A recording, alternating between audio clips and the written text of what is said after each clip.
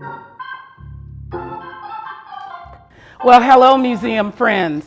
We're here in St. Gabriel, Louisiana at the New Jerusalem Baptist Church with Minister of Music and educator Hosea Redditt. It's a good thing that we're in church today because we do want to ask the Lord to just take care of us during this time of the coronavirus, all of the protests that are going on against the injustice and brutality in our nation. And I think this is the best place we could be today in church. So we're going to share a little gospel music with you.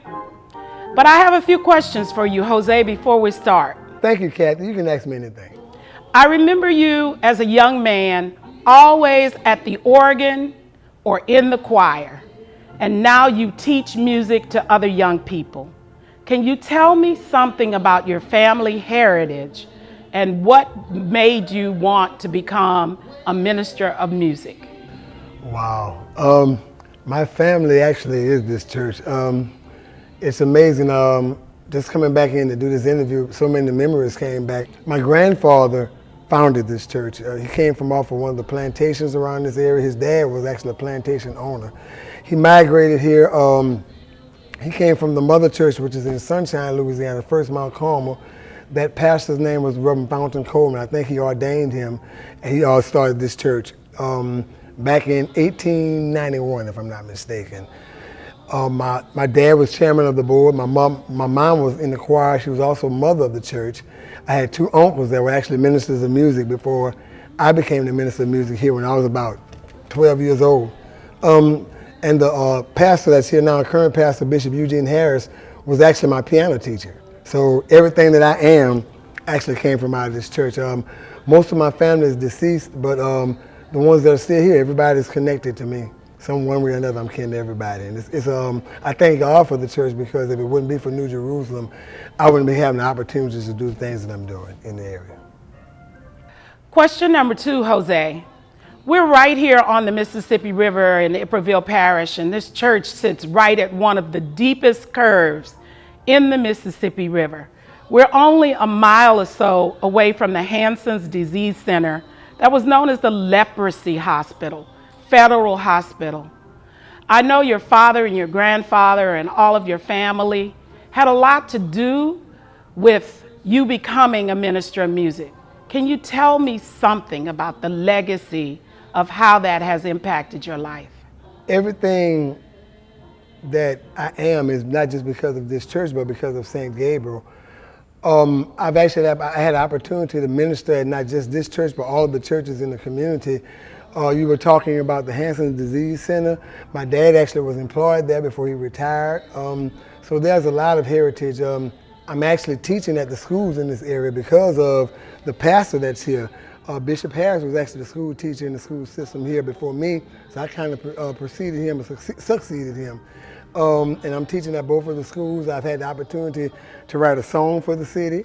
And I've also wrote the alma mater for the school. And all of that is based on the training that I got out of this church. And not just this church, but all the pastors in this community kind of helped to raise me. So I owe everything to St. Gabriel. Would you play a little something for us?